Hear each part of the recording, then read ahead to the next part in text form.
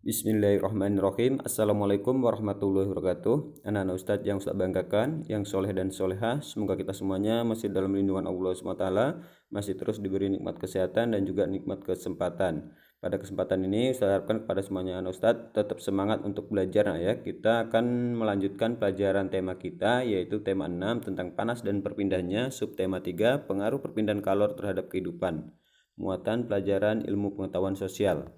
Kita lihat yang pertama adalah kegiatan ekonomi masyarakat di dataran rendah, seperti di Pekanbaru ya. Dataran rendah itu merupakan daratan yang luas dan rata, yang mana dataran ini terletak di ketinggian 0 sampai 200 meter di atas permukaan laut.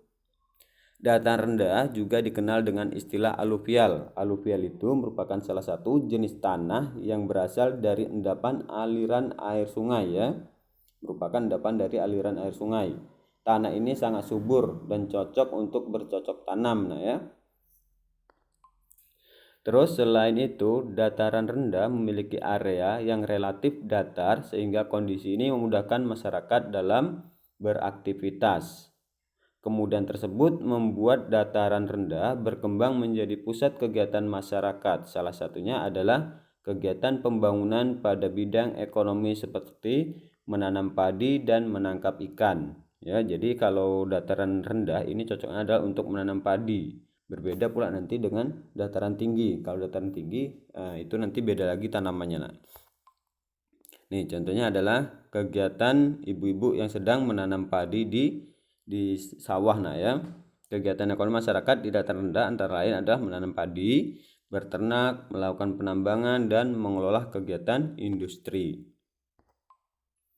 Ini adalah kegiatan dataran rendah juga dataran rendah yang berdekatan dengan pantai ya.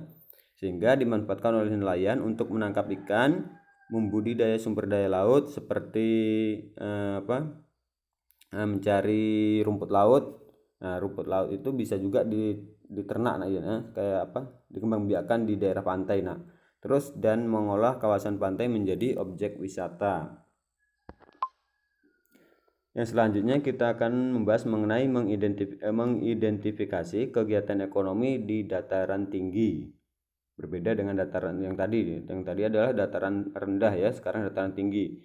Kalau dataran tinggi itu adalah bagian daratan yang datar dengan ketinggian lebih dari 400 meter di atas permukaan laut. Ya, ketinggiannya itu 400. Kalau yang tadi adalah 0 sampai 200 dari permukaan laut. Kalau sekarang adalah 400 ya, 400 ke atas. Yang mana dataran tinggi terbentuk sebagai hasil dari erosi dan juga sedimentasi atau pengendapatan material yang tertimbun material-material dari lereng gunung yang berada di sekitarnya. Ya, kalau yang dataran rendah tadi itu dari endapan-endapan aliran air sungai. Kalau yang ini adalah dari dari erosi atau sedimental dari pengendapan material-material yang dari lereng atau gunung yang ada di sekitarnya ya. Itu dataran tinggi.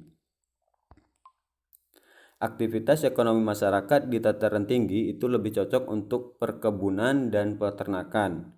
Kedua kegiatan tersebut dapat dilakukan secara individu dan kelompok. Interaksi manusia dengan lingkungan di bidang ekonomi dipengaruhi oleh beragamnya mata pencarian masyarakat Indonesia. Perbedaan ini juga disebabkan oleh sumber daya alam yang dapat di sekitar.